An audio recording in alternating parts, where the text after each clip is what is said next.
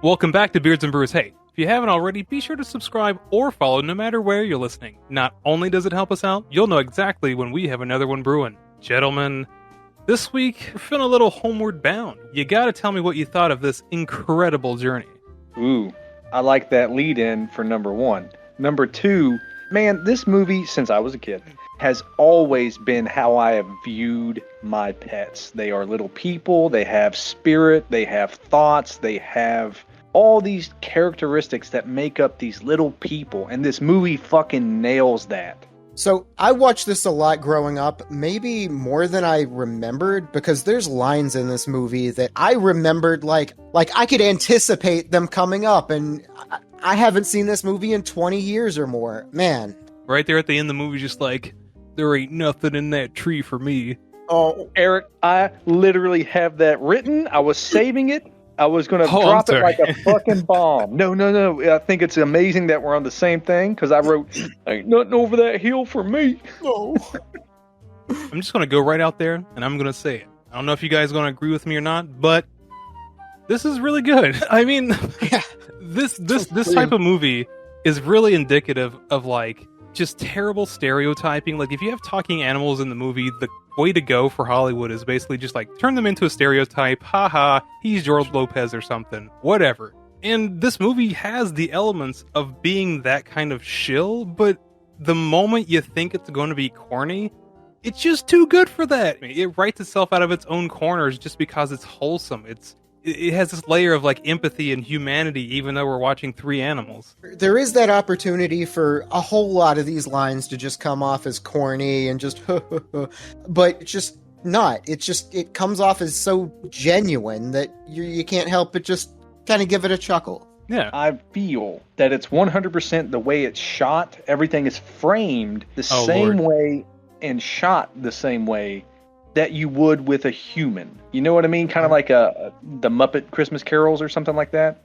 Where you zoom in on one of the fucking Muppets, and he's not supposed to be able to give you this heartwarming speech, but the way they framed him, and the way they got him centered in the camera, and the lighting on him, and the lines he's delivering, they're real. And you go, Speaking of that, one thing that I don't think I quite appreciated enough when I was a kid is just how gorgeous these landscapes are that we get just constant shots of. Man, yeah. I got to get up there sometime in that Pacific Northwest or wherever this is. I think it's supposed to be Oregon. Yeah. Oregon, yeah. Well, you took the words right out of my mouth, because this movie has no business being as gorgeous as it is. Mm-hmm. Goodness, does it take every advantage it can, just like shooting the veranda. And maybe it's because we're seeing animals amongst the nature and it gives it that little extra oomph or that umami or whatever.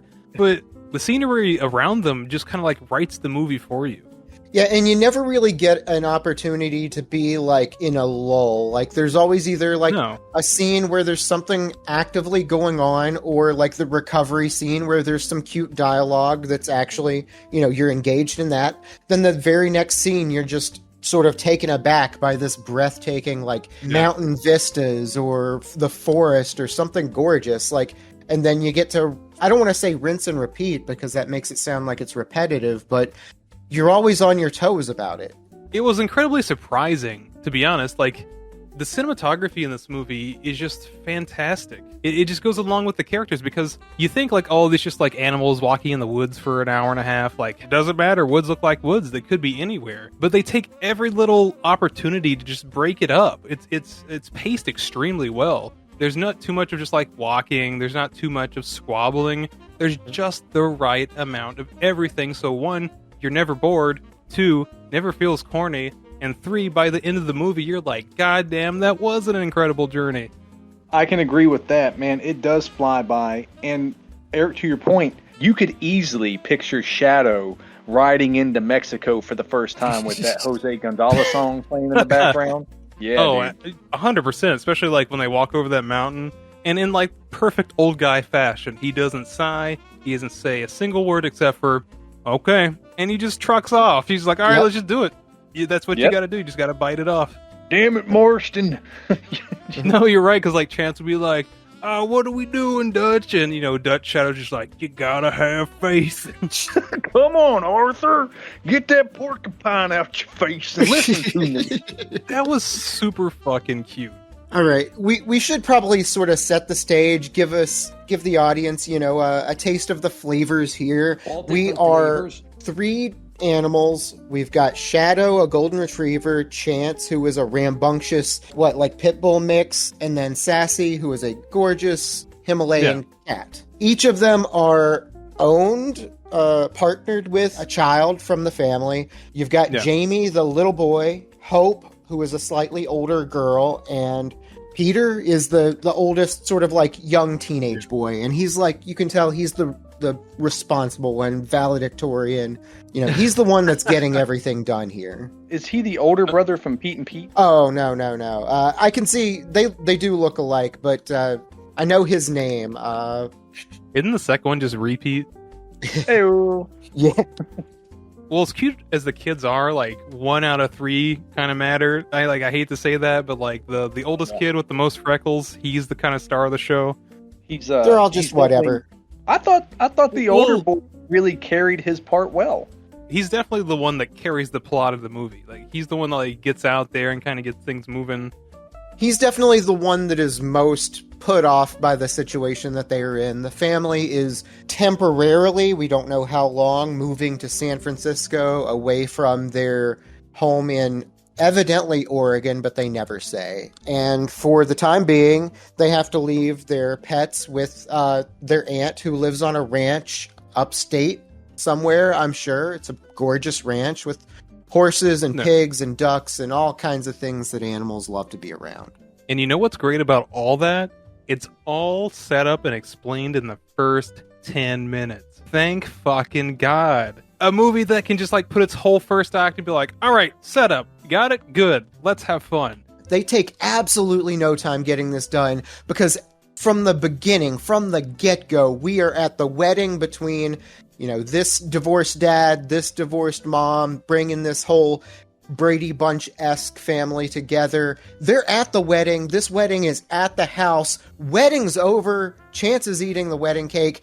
Dude is already in jeans. The groom is in jeans 10 minutes after the ceremony. He's ready to get the fuck out of there. I thought that was absolutely wild in just the pacing, just the absolute bullet fucking speed pacing, but it all works because they're only giving you one plot point. That's it. Yeah. We are together, we're dropping the animals off. Yeah, it's super hard to pull off. The only movie that we've done recently that I can think of is Serial Mom, where it's just this dense, super easy to understand but extremely cohesive character introduction.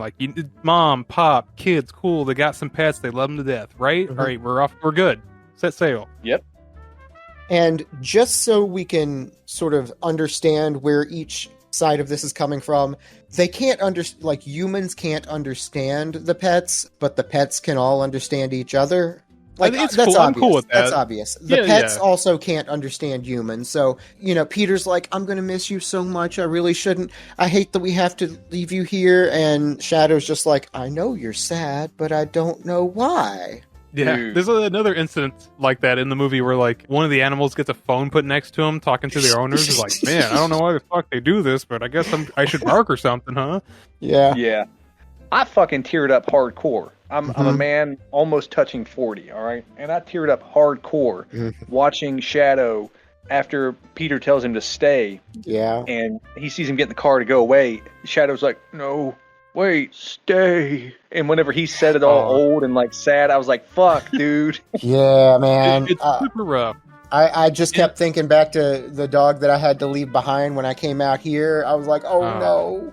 Pun aside, it is super rough, right? And it's another moment where the movie could absolutely oversell it as corny, but it's just the way the music doesn't punctuate. It holds on the kid just long enough as he's leaving. You're just oh, wait a minute. This is world shattering for this kid. Yeah, dude. For sure. So they leave him. The dogs hang out. They're enjoying the farm. They're doing farm things, trying to fight Birdzilla. He doesn't want to, want to hurt him. He just wants to chew on his neck a little bit. I do gotta say, one of Chance's pastimes is one of my favorites, and it's just bother the chickens. It's just create chaos. I'ma swim after these ducks. I'ma run after the chickens. I'ma go sniff this pig. Nope, that pig stinks. I'ma run away. Oh, I'ma get up in this skunk. he's just a rapscallion, and the movie does set him up, right? So he's like other side of the tracks kind of dog. He was left behind before, you know, he's a bit of a street dog, and now he's adopted again. Where he's loved and taken care of, and he kind of doesn't get it yet, you know? Yeah, he was on the streets. He got sent to lockup for a while, but you know, he's done his time. He's made it with a new family. Doesn't want to go back. Yeah, and you know, to your point, he said that he's kind of taking it for granted, and I completely agree. Until that moment when Shadow's like, "I'm going home," and he jumps that fence, and Chance is like, "Bruh, I'm with you. Let's go. I miss my boy." And you're like, "Oh." Okay, yeah, okay. So I didn't tear up or anything during this movie. I know I'm a heartless, but fucker. Listen. That scene got me. When, like, this old dog who's worn out the shit and back, who I know is tired, and I know that time's running out, and he just looks off into the distance, which is gorgeous. When it cuts back to his face, he's just like, "I'm going home." I was like, oh no. Oh no. Oh fuck no. Jumps that fence with a hop and a skip. He's just like determined. He's going. Can't stop him. Not at all. Hell, even walk a little bit of the valley and scale an entire mountain, like a rocky mountain at that.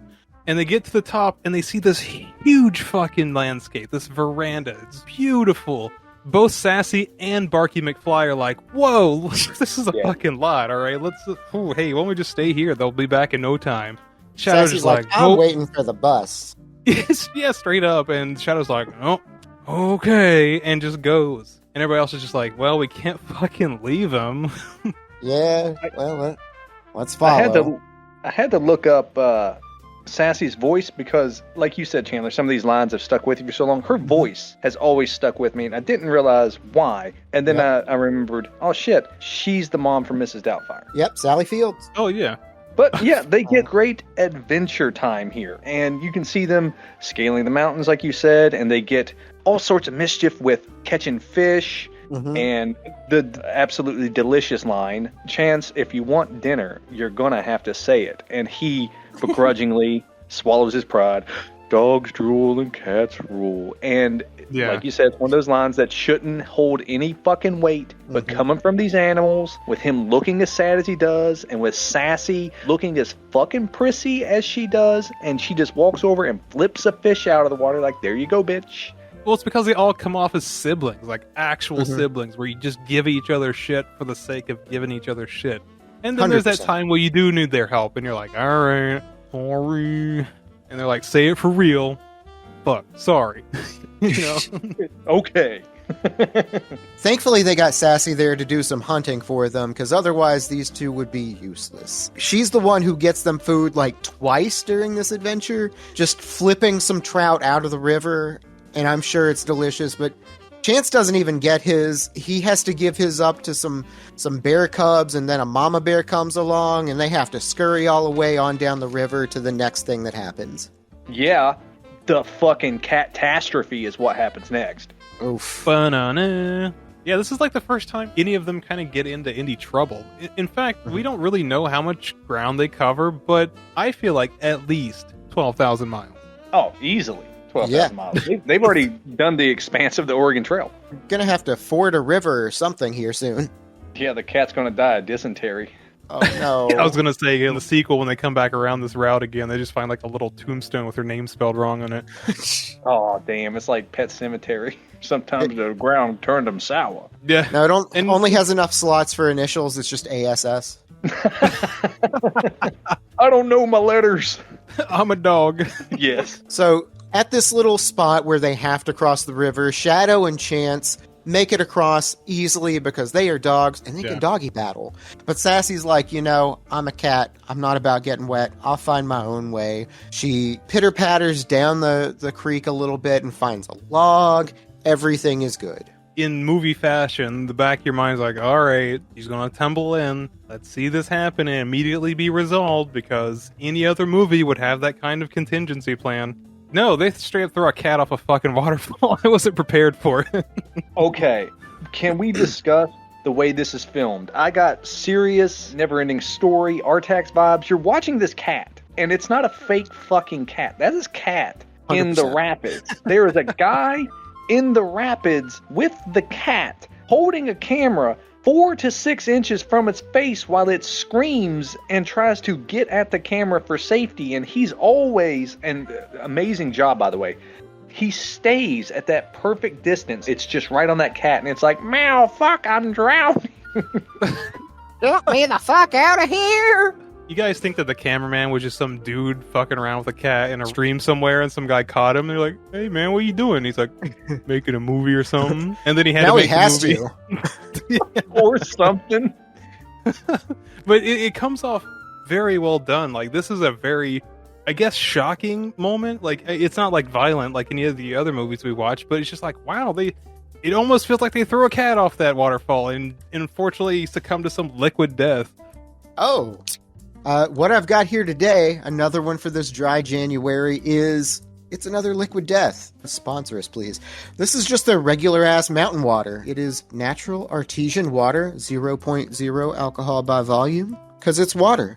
The last one that I had was the sparkling version. This one is still, and it's still delicious too.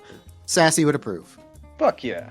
But there's one thing she wouldn't approve of, and that's being filthy. Bruh. You get a mourning scene with the two dogs that really truly believe that she's been swallowed up and killed by the water. They wait and they wait until they know that they've got to move on. And that's deep because they do a couple of moments like that to where you just think something has happened and it's not going to resolve itself. It's lovely. It takes the time to breathe. Like, this was a calamity to these animals. You know, they've never seen something get whisked away and then disappear into nothing like that. And they're just like, bruh. That's a moment to have with these pets.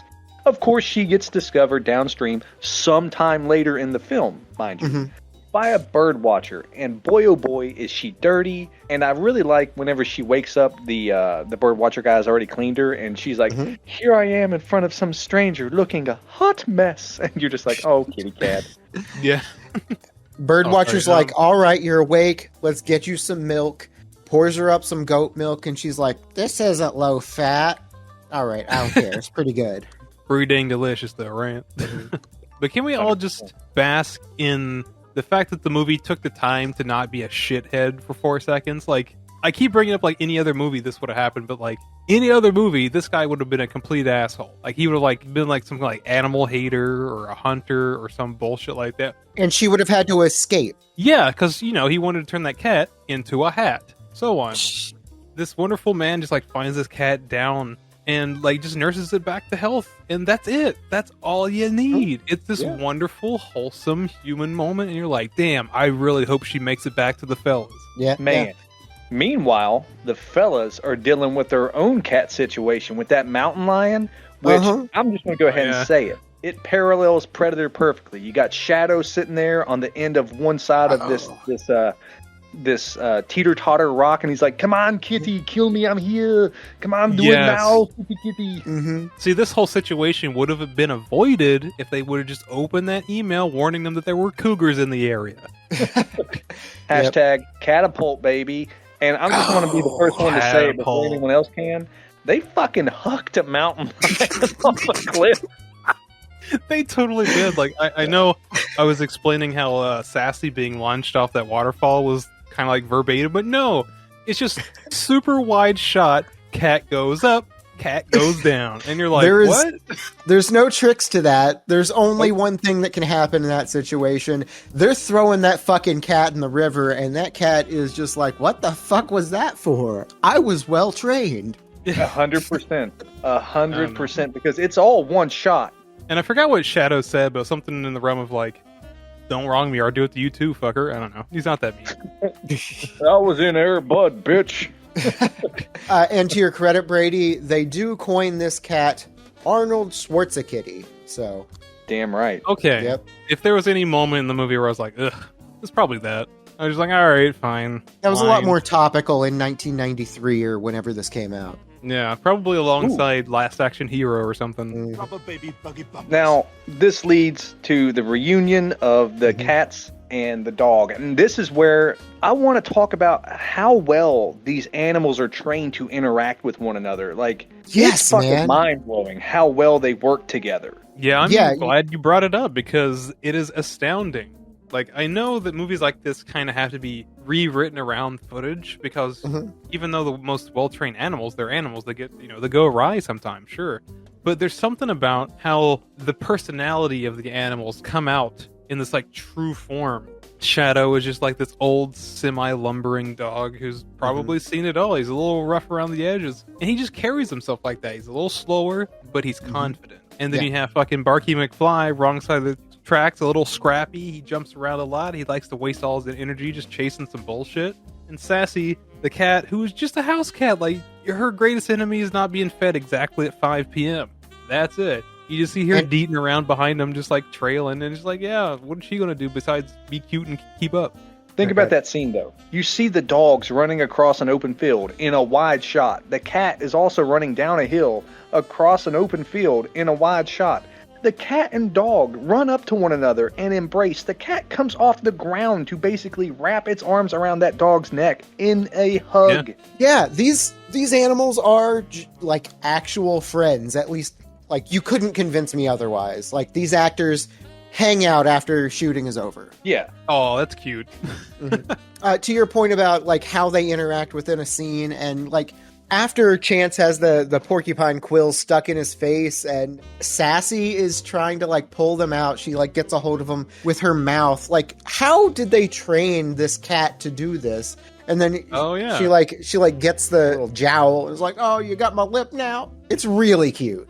It's amazing. It really is. And there's like there's little evidence that all over the place. Like early on when they first started their incredible journey, they had like a little bit of a spat, nothing drastic or anything, but they like bolt off and start running into the distance, and fucking Chance just slams right into a tree. he just eats it. He's like, oof, that was a mistake. And everybody's like, yeah, sure was, pal. You good? He's just like, hoo-hoo.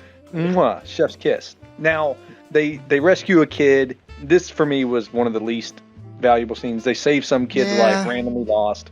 Search party's there. Sure. Okay, cool. They put out flyers. People are looking for these lost dogs, etc., etc. But they get him to the pound. And Chance is like, bro, this is the pound. I told you. And they don't know that they're just being there to be held until they're picked up because they're informed, etc., etc. I just want to say, Homeward Bound had the Mission Impossible theme before Tom Cruise. You're right. Yep. But yeah, one of the park rangers that are there, with the search party, recognizes these animals and is like, hey, they were on those missing pets posters that I've seen laying around because the dad back home posted them. That's their pets. We got to take them back and call them. So that's what happens. The whole family is excited. They're on their way up to the animal shelter to pick up their pets. Pets have another idea. Well, let me put this out there. At the beginning of the movie, when Shadow is trying to convince, well, I guess, basically just leave so the other animals would follow them, like, this is the exact same situation, but it's Chance is the one leading the way, which tells me that, I don't know if it's implied or if it's somewhere deep in the mind of the writers of this movie, but Shadow used to be just as rambunctious as Chance. And given the opportunity, he's still doing the same thing, regardless of his wisdom. And it's really cool to see them give that kind of depth to these animals. Absolutely. On the other hand, Sassy at this point has to rescue the boys, and she does so to the Mission Impossible theme, sneaking into the pound, silently slitting the throat of about 30 guards, planting 2 C4 bombs on the cages, exploding the entire place while the animals run with the fireball coming up behind them. How they train those dogs to not flinch during that fireball. That is exactly what happened.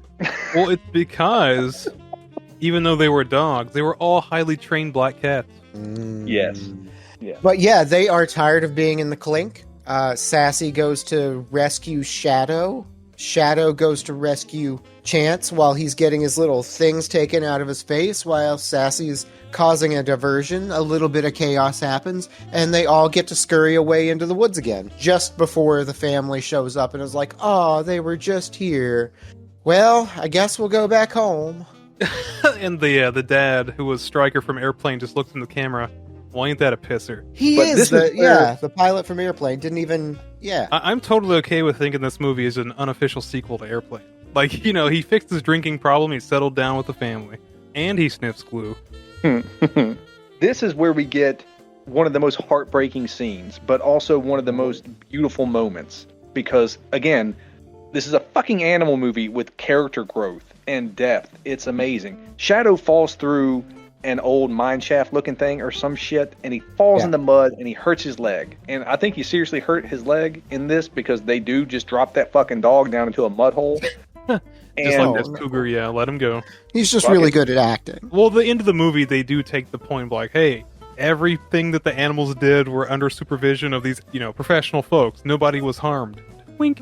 The wink. With a hefty wink.